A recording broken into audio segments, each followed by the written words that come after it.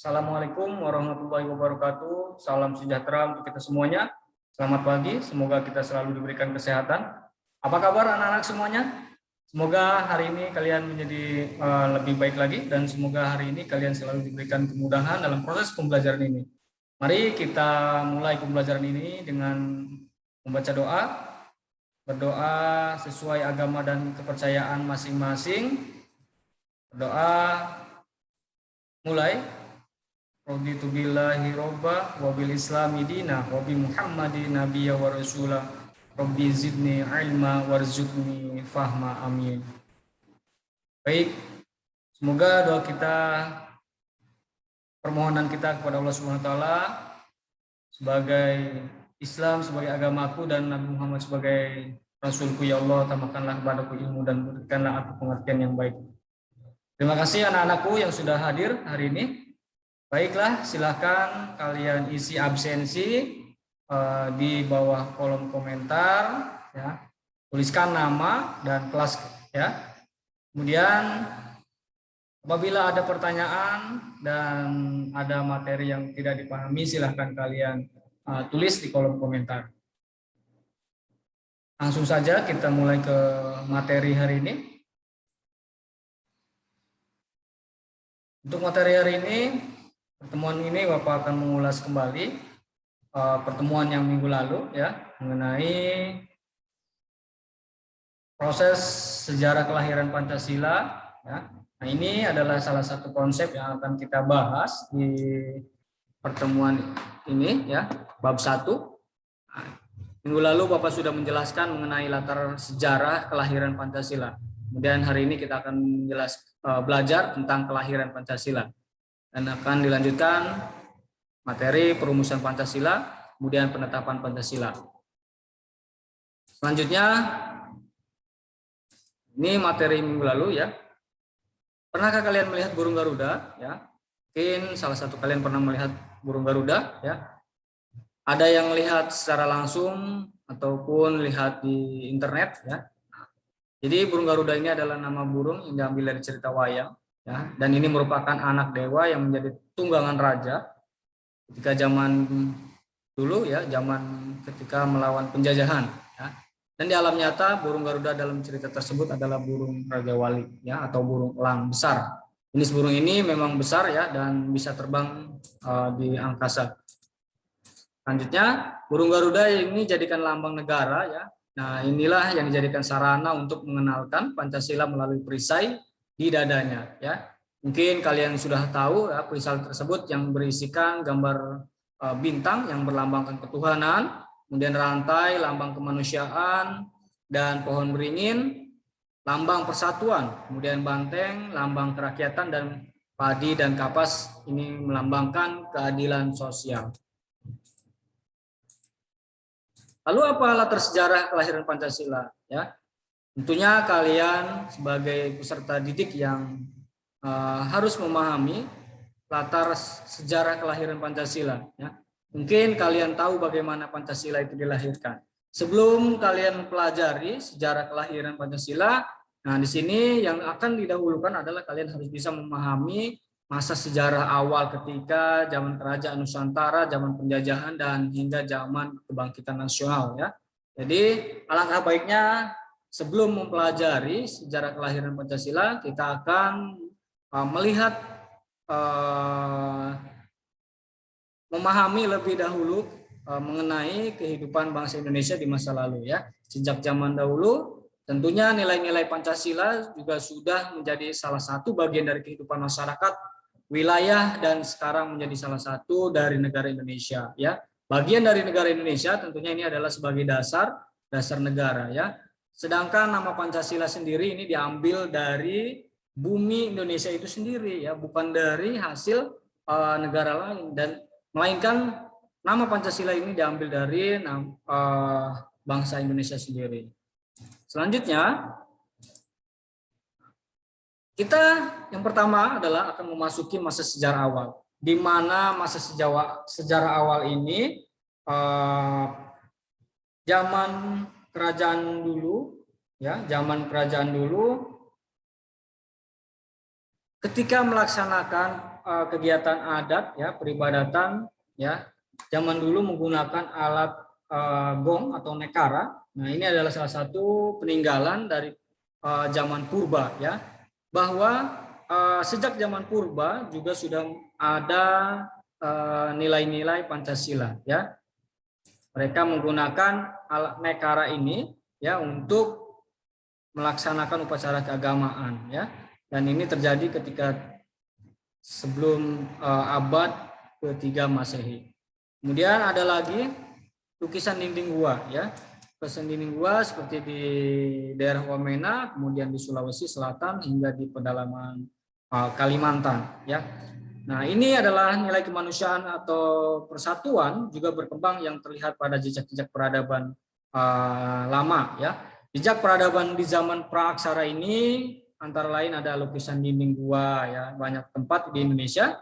Tidak hanya lukisan gua saja ya. Dan lukisan gua ini juga terletak di daerah Papua, di Sulawesi juga ada, kemudian di pedalaman Kalimantan. Jejak peradaban ini memang mencerminkan nilai-nilai kemanusiaan yang terwujud dengan adanya patung-patung purba ya. Contohnya patung purba, kemudian batu tulis ya. Dan ini terjadi di sekitar abad ke-5 ya. Dan sejak peradaban lama yang mencerminkan nilai kemanusiaan juga terwujud dengan adanya patung purba. Dan di Lembah Bada ada, di Sulawesi Tengah juga ada. Kemudian di Gunung Dempo, Sumatera Selatan juga ada. Nah, nilai kemanusiaan yang berupa kreativitas dan kesadaran berpikir semakin berkembang setelah ada prasasti batu tulis ini ya. Nah, di sekitar abad ke-5 lalu berdiri kerajaan-kerajaan Tarumanegara di Jawa Barat, Kerajaan Kutai di Kalimantan Timur, disusul Kerajaan Kalinga di Jawa Tengah. Dan prasasti batu tulis tadi ya dari zaman itu juga menunjukkan ketentraman yang menjadi penanda nilai persatuan hingga kerakyatan dan keadilan sosial masyarakat dalam keadaan damai dan makmur ya. Kemudian kita akan memasuki masa Kerajaan Nusantara. Ya, masa Kerajaan Nusantara, nah kemakmuran bangsa Indonesia semakin meningkat di sekitar abad ke-7 ini ya. Di Sumatera muncul kerajaan besar Sriwijaya ya. Ini Sriwijaya itu terletak di daerah Sumatera. Kemudian disusul lagi oleh Wangsa Sanjaya dan Shalendra di Jawa dengan adanya kerajaan kembar ya, yang membangun Candi Borobudur sebagai candi umat Hindu ya. Candi Borobudur sebagai candi umat Buddha maksudnya ya, terbesar di dunia, serta Candi Prambanan sebagai candi umat Hindu. Nah, candi-candi ini menunjukkan adanya nilai-nilai kemanusiaan persatuan, ya, kemudian hingga keadilan sosial yang kuat, kemakmuran bangsa yang dilanjutkan oleh Majapahit yang berdiri setelah mengalahkan pasukan dari Tiongkok, ya. Nah, ini candi-candi ini menunjukkan adanya nilai-nilai ketuhanan, kemanusiaan, persatuan, kerakyatan, dan keadilan, ya. Nah, kemakmuran bangsa Indonesia dilanjutkan oleh Kerajaan Majapahit ya, yang berdiri yang sudah bisa mengalahkan ya pasukan dari Tiongkok, dan Majapahit juga mengalahkan pasukan dari Singapura, Malaysia, Brunei, Filipina, Kamboja, dan Vietnam ya. Nah, ini adalah masa kerajaan-kerajaan Nusantara yang makmur ya, yang selalu mengedepankan nilai ketuhanan dan keadilan sosial sangat menonjol pada saat itu ya. Tiga nilai lain Pancasila yakni kemanusiaan, persatuan, dan kerakyatan juga berkembang dengan baik. Kemudian kita memasuki masa penjajahan ya. Masa penjajahan ini, makmuran negeri ini mengundang orang asing datang dari Tiongkok, India, Arab, lalu Eropa ya. Mula-mula mereka semua berdagang ya. Namun bangsa-bangsa Eropa kemudian mulai menjajah Nusantara. Hal ini dilakukan oleh bangsa Portugis, Spanyol, Inggris, dan akhirnya Belanda juga menjajah selama sekitar 350 tahun ya. Ternyata yang paling lama menjajah ini adalah Belanda ya. Kemudian di sini terdapat foto ya, terdapat foto Pangeran Diponegoro, Cut Nyak Dien, dan Patimura. Nah, mereka adalah pahlawan yang membela bangsa ini, yang membela nilai-nilai Pancasila ya. Di Sumatera sudah terjadi perlawanan pada saat itu dan dilakukan oleh Sultan Iskandar Muda, Sultan Badarudin di Singamaraja, kemudian Imam Bonjol dalam perang Padri, dan Cut Nyak Dien dalam perang Aceh. Ya. Kemudian di Jawa juga pernah terjadi perang Diponegoro. Nah, Patimura dari Maluku, nah, kemudian Jelantik dari Bali dan juga Pangeran Antasari dari Kalimantan.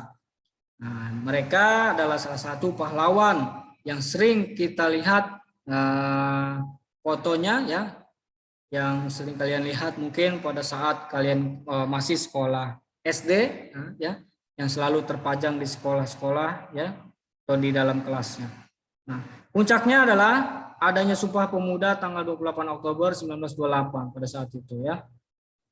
Dan pada masa ini maksudnya adalah perang laut besar-besaran dilakukan Sultan Babuloh di perairan Maluku, Papua.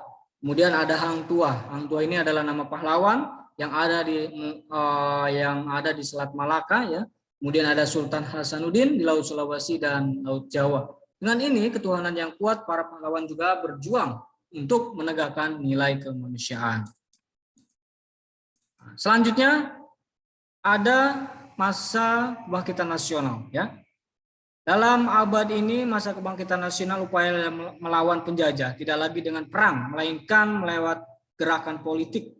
Nah, di sini ada gerakan Budi Utomo ya, yang diprakarsai oleh Wahidin Sudirohusodo ya pada tanggal 20 Mei 1908. Nah, memasuki abad 20 ini banyaknya upaya penjajah tidak dengan perang lagi ya.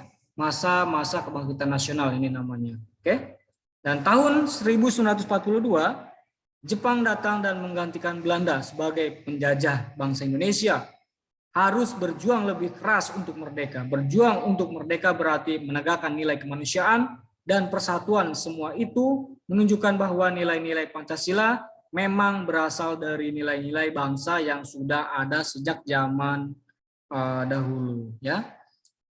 Nah, ini adalah masa kebangkitan nasional. Nah, ini adalah tokoh-tokoh ya yang ada pada saat itu. Ada Haji Umar, ada Ki Hajar Dewantara, ada Muhammad Hatta, ada Insinyur Soekarno, Ahmad Dahlan, Sultan Syahrir, Abi Kusno, ada Muhammad Yamin, ada Dr. Sutomo, ada Mr. Sartono, ada Dowes Dekker, ada Dr. Wahidin Suroto ya. Dan ini adalah salah satu Sutomo ini yaitu Budi Utomo ya. Berhasil dan tidaknya usaha ini tergantung kepada kesungguhan hati kita. Jadi bergantung kepada kesanggupan kita bekerja. Saya yakin bahwa nasib tanah air di masa depan terletak di tangan kita menurut Sutomo dan Budi Utomo ya. Nah, ini salah satu puncaknya adalah Sumpahnya Pemuda tanggal 28 Oktober ya. Saat para pemuda bersumpah untuk bertumpah darah berbahasa satu yakni Indonesia. Setelah Sumpah Pemuda, nama Indonesia makin sering dipakai Soekarno untuk mendirikan partai bernama Partai Nasional Indonesia. Ya, kemudian diasingkan ke ND ya. Nah, dan ini adalah salah satu bukti daripada para pemuda yang membangun gedung taman siswa ya, atau majelis luhur, atau untuk mempersatukan seluruh putra-putri bangsa Indonesia untuk belajar ya, untuk meningkatkan ilmu pengetahuannya.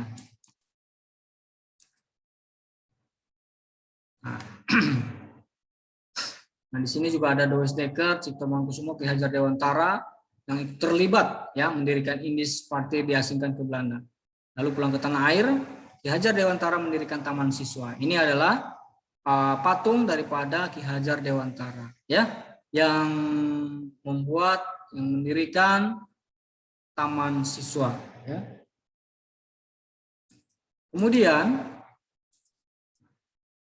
sekitar tahun 1942 Jepang datang dan menggantikan Belanda sebagai penjajah ya. Lebih keras, kemudian Belanda sebagai penjajah, bangsa Indonesia harus berjuang lebih keras untuk merdeka. Berjuang untuk merdeka berarti menegakkan nilai kemanusiaan dan persatuan. Semua itu ditunjukkan bahwa nilai-nilai Pancasila memang berasal dari nilai-nilai bangsa yang sudah ada sejak lama ya. ada nilai-nilai ketuhanan, kemudian nilai kemanusiaan yang adil dan beradab, nilai persatuan, nilai kerakyatan yang dipimpin oleh hikmat kebijaksanaan dalam permusyawaratan perwakilan, dan juga ada nilai keadilan sosial bagi seluruh rakyat Indonesia. Ya. Nah, oke, untuk materi berikutnya kita akan membahas kelahiran Pancasila. Ya. Simak materinya dan siapkan apabila kalian sering lupa, ya, boleh untuk menyiapkan atau mencatat apa yang Bapak sampaikan atau yang tertera di layar yang Bapak jelaskan. Langsung saja. Ya. Baik, anakku semuanya, apa yang kalian lihat di sini, ya?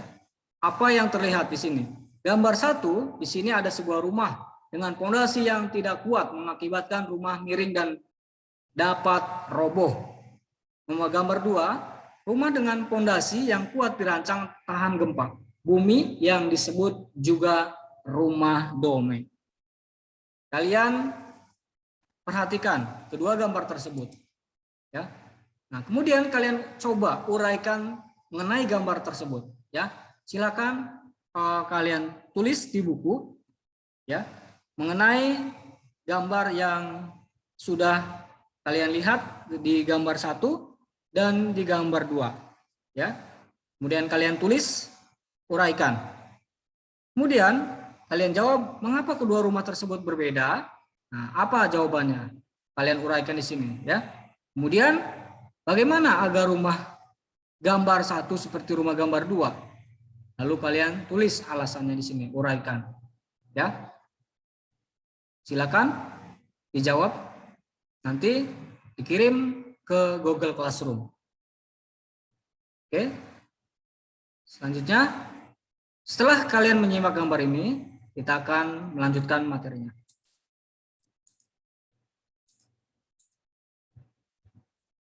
Oke. Pada saat Jepang membentuk lembaga, ya. Pada saat Jepang membentuk lembaga yang dinamai BPUPKI atau Badan Penyelidik Badan Usaha-Usaha Persiapan Kemerdekaan Indonesia. Tugas daripada lembaga ini adalah membuat rencana atau menyiapkan segala hal yang diperlukan untuk menjadikan Indonesia merdeka. Beberapa waktu kemudian, BPUPKI inilah lembaga yang menjadi tempat kelahiran Pancasila. Pada awal sidang pertama Ketua BPUPKI, Dr. Kanjeng Raden Tumenggung Rajiman Widyodiningrat mengatakan bahwa untuk mendirikan Indonesia merdeka diperlukan suatu dasar negara. Ya. Kemudian seperti setiap keluarga perlu punya rumah, ya. Kalian semua punya rumah. Maka setiap bangsa juga perlu punya negara, termasuk bangsa Indonesia. Hingga pecah Perang Dunia II tahun 1942. Bangsa Indonesia belum punya negara. Indonesia saat itu masih dijajah Jepang. Dalam penjajahan tersebut, bangsa Indonesia sangat menderita. Hasil panen diambil paksa. Para pemuda dijadikan romusa, kerja paksa yang terus disiksa. Gadis-gadis diculik dijadikan jugun, yanfu atau wanita penghibur tentang Jepang, tentara Jepang. Maka pasukan pembela tanah air atau yang disingkat PETA. Nah, ini di bawah pimpinan Supriyadi pun memberontak terhadap Jepang. Ya. Nah, dalam kesempatan ini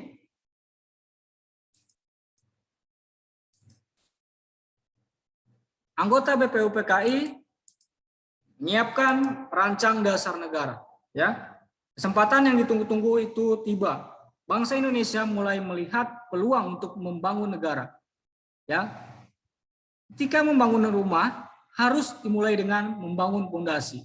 Untuk membangun negara juga harus dimulai dengan membangun dasar negara. Lebih dahulu yang dilakukan melalui sidang BPUPKI tadi.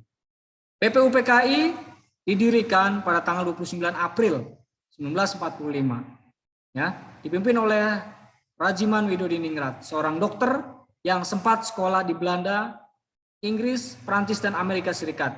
Dan jumlah daripada anggotanya ada 61 orang. Ya, anggota BPUPKI ini ada 69 orang. Dan terdiri dari berbagai suku bangsa Indonesia. Wakil suku keturunan asing serta wakil dari Jepang juga ada. Kemudian pada tanggal 28 Mei BPUPKI diresmikan. Dan kantornya di gedung Chua Sang In yang sekarang menjadi gedung Pancasila. Ya. Nah, itu sekilas mengenai BPUPKI. Kemudian tanggal 1 Maret diumumkan pembentukan Badan Penyelidik Usaha-usaha Persiapan Kemerdekaan Indonesia sebagai janji kemerdekaan dari Jepang. Ya, Jepang menjanjikan bahwa Indonesia akan merdeka. Lalu secara umum usulan mengenai dasar Indonesia merdeka dalam sidang pertama BPUPKI secara berurutan dikemukakan oleh Muhammad Yamin, Supomo dan Soekarno. Nah, ini ya. Kemudian, nah ini adalah salah satu gedung Pancasila. Dulu namanya adalah gedung Chuo Sang In, ya, yang sekarang menjadi gedung Pancasila. Dan ini pada tanggal 28 Mei BPUPKI diresmikan. Kantornya di gedung Chuo Sang In ini, ya, yang sekarang menjadi gedung Pancasila. Dan gedung Pancasila di Kementerian Luar Negeri di Jakarta. Dalam peresmian itu bendera Indonesia merah putih dan bendera Jepang secara bersama. Wakil Indonesia mengibarkan bendera Jepang, sedangkan wakil Jepang mengibarkan bendera merah putih. Selanjutnya, menurut Muhammad Yamin, ya, hari lahir dalam perumusan Pancasila, ya, dalam perumusan Pancasila, di sini Muhammad Yamin memberikan usulan mengenai 5 dasar, unsur dasar yang akan merdeka, yaitu sebagai berikut. Ada perikebangsaan, perikemanusiaan, periketuhanan, lalu perikerakyatan, dan perikesejahteraan. Nah, ini usulan dari Muhammad Yamin. Berikutnya, nah, Muhammad Yamin mengatakan kerangka berpikir tentang dasar negara tersebut kemudian diuraikan satu persatu apa dan mengapa hal itu menjadi dasar negara Indonesia merdeka. Setelah selesai pidato, Mr. Muhammad Yamin menyerahkan naskah mengenai usulan negara yang secara tertulis. Ya, nah ini adalah usulan dari Mr. Muhammad Yamin. Ya, ada 5 usulan yang secara tertulis. Berikutnya. Menurut Supomo, ada 5 dasar unsur dasar yang akan merdeka. Ini usulan dari Supomo. Persatuan, keluargaan, keseimbangan lahir dan batin, kemudian keadilan rakyat dan musyawarah. Ya. Lalu Supomo juga mendapat giliran untuk mengemukakan pikirannya di hadapan sidang BPUPKI pada tanggal 31 Mei. Ya. Nah, ini pemikiran Supomo tersebut kemudian dibanyakan melalui buku disimpulkan sebagai usulan dasar negara. Saputra menyatakan bahwa dasar negara Indonesia merdeka yang diusulkan oleh Supomo adalah sebagai berikut. 1. Persatuan, kekeluargaan, keseimbangan lahir dan batin, musyawarah, dan keadilan rakyat. Nah, ini usulan dari Supomo. Lalu berikutnya, menurut Soekarno, ada 5 unsur landasan kemerdekaan. Nasionalisme dan kebangsaan Indonesia, internasionalisme dan perikemanusiaan, mufakat atau demokrasi, kesejahteraan sosial, ketuhanan yang Maha Esa.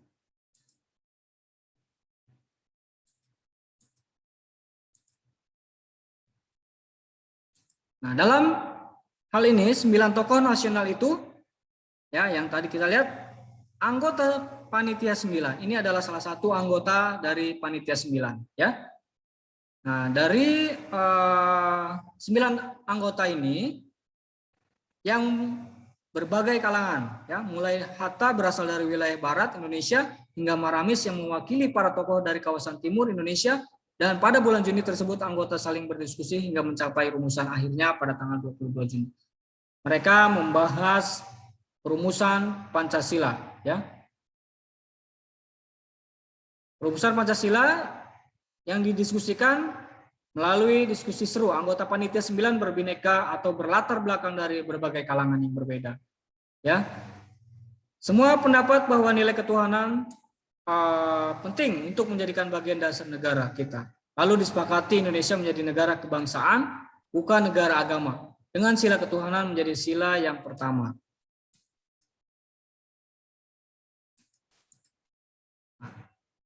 Nah, rapat yang dipimpin oleh Ketua Panitia 8 membicarakan usul-usul dari para anggota tentang prosedur yang harus dilalui agar upaya kita lekas menjadi Indonesia merdeka. Di sini dengan pendirian tiap-tiap anggota dapat mengenai dasar negara. Nah, ini adalah hasil rapat daripada gabungan, ya. Ada 4. Supaya lekas-lekasnya Indonesia merdeka, hukum dasar yang akan dirancang supaya diberi semacam preambul atau kata pembukaan. Kemudian menerima usul Soekarno agar supaya PKI terus bekerja sampai terwujudnya suatu hukum dasar. Kemudian yang keempat, membentuk suatu panitia kecil penyelidik usul-usul rumus dasar negara yang dituangkan dalam mukadimah hukum dasar. Nah, ini rapat yang dipimpin oleh Ketua Panitia 8 membicarakan usul-usul dari para anggota. Nah, semua sependapat bahwa nilai ketuhanan sangat penting, ya. Nilai ketuhanan sangat penting untuk dijadikan bagian dasar negara Indonesia, lalu disepakati Indonesia menjadi negara kebangsaan, bukan negara agama, dengan sila ketuhanan yang menjadi sila pertama, ya. Nah, ini adalah salah satu kesepakatan daripada panitia 9. Nah, kemudian kesepakatan terjadi, ya. Kemudian hasil daripada kesepakatan ini, musyawarah panitia 9 pun dilanjutkan hingga malam tanggal 22 Juni. Semua perlu menyepakati urutan dan rumusan 5 sila, ya. Semula Soekarno mengusulkan sila kebangsaan, kemanusiaan, demokrasi, kesejahteraan dan ketuhanan. Panitia 9 sepakat mengubah urutan itu dan membuat rumusannya. Dan ini pada waktu itu juga diadakan pertemuan panitia 9 di Pegangsaan Timur nomor 56 Jakarta, tepatnya pukul 10. Dalam pertemuan itu disetujui agar para anggota segera menyusun suatu konsep rancangan mukadimah hukum dasar yang akan diajukan ke sidang BPUPKI pada sidang kedua. Nah, ini adalah konsep preambul hukum dasar. Inilah yang kemudian terkenal dengan sebutan Piagam Jakarta, ya. Ini adalah suatu nama yang diusulkan dari Muhammad Yamin, ya. Naskah mukadimah ini yang ditandatangani oleh 9 orang anggota panitia 9. Lalu dikenal dengan nama Piagam Jakarta atau Jakarta Charter, ya. Nah, oke, sampai di sini. Apabila kalian ingin bertanya, silakan kalian tulis di kolom komentar video, ya. Nah, selanjutnya, coba dalam tugas ini, ya. Oh, maaf, ini bukan tugas kelompok, ya. Ini adalah tugas pribadi atau tugas sendiri-sendiri, ya. Silakan kalian urutkan. Ini Bapak ulang lagi, ini bukan tugas kelompok, ya. Ini bukan tugas kelompok, ini tugas individu, ya. Nah, silakan kamu urutkan usulan dasar negara dari para tokoh dan nanti hasil dari kerja BPUPKI dalam membahas dasar negara Indonesia merdeka, ya. Nah, dari dasar negara menurut usulan Muhammad Yamin, usulan Muhammad Yamin yang tertulis, ya, atau naskah tertulisnya apa? Catat di sini, ya. Silakan kalian buat di buku tulis kalian, dibuat boleh seperti ini, boleh juga tidak menggunakan tabel. Kemudian yang berikutnya, usulan Supomo, ya, pidato di depan sidang BPUPKI.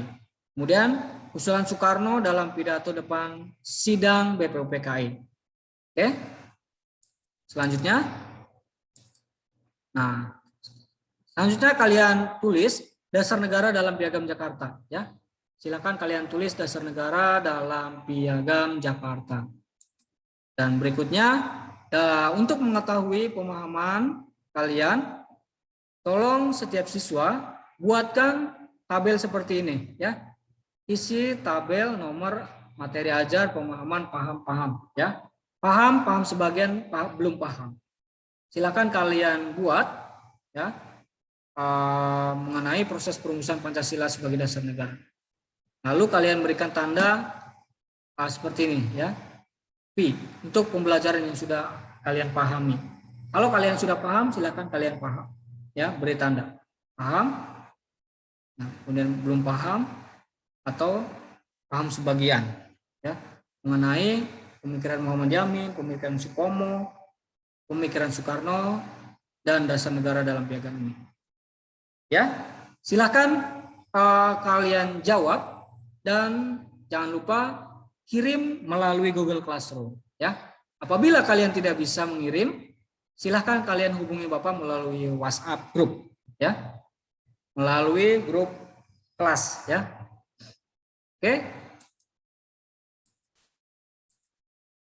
baik, seluruh para siswa-siswi kelas 7 yang Bapak banggakan, terima kasih yang sebesar-besarnya kepada kalian semuanya, ya, yang sudah mengikuti pembelajaran ini. Semoga bisa bermanfaat untuk kita semuanya. Mari sama-sama kita berdoa setelah belajar, ya. Allahumma inni, bismillahirrahmanirrahim. Allahumma inna istaudiuka ma'allam tanihi farduhu ilayya inda hajati wala tansanihi ya robbal alamin. Mohon maaf apabila ada kekurangan dan kesalahan dalam penjelasan materi yang Bapak sampaikan. Terima kasih. Sampai jumpa minggu depan. Tetap jaga kesehatan. Ikuti protokol COVID-19. Terima kasih semuanya. Sampai jumpa. Jangan lupa kerjakan tugasnya, ya. Kirimkan di Google Classroom. Assalamualaikum warahmatullahi wabarakatuh. Tetap semangat dan selalu menggunakan masker. Sampai jumpa.